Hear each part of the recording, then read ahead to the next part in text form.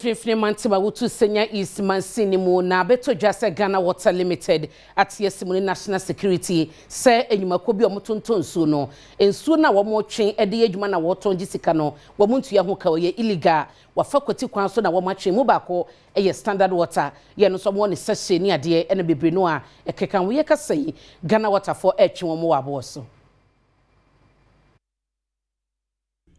Operation National Security Operatives ene Ghana Water Limited ye no womu kohun se enipa bi mu womu edem eye bedroom womu ye water tank bi ewo fom a womu entua eye beli bi enyumaku awodo yi womu ehwe se womu ema ho kwan ema nsu a womu etwagum ede ye eye pure water bi womu entoa so enyumaku yi ede tudwa se na womu etwen se womu ebenya mita bi na womu ede aye adwuma enunti ana womu de akote no. Accra West Regional Communications Manager Emma Ghana Water Limited Solis Akomia ede tudwa kwan bone a womanfo enam so enam asumase etwe nsu a womu entua ewo kasoa ene ne mpatem. Enti baby agina awie yi ya watanks akese underground tanks akese miensa customer no or 3 with us Ghana Water but ye share account 3 na ye be di achire share form a na ehun say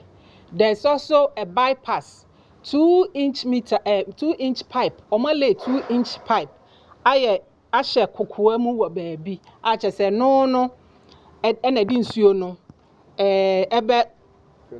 fill sa 3 tanks nyina apart from 3 original connections na eno as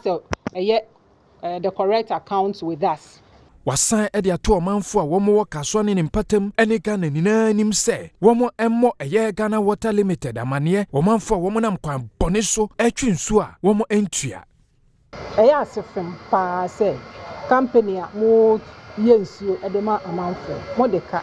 anansa moya ade a enfra abefra mu mo mpese mo ba because wa see e bo man no nti these are some of the challenges we ne say they are on an estimate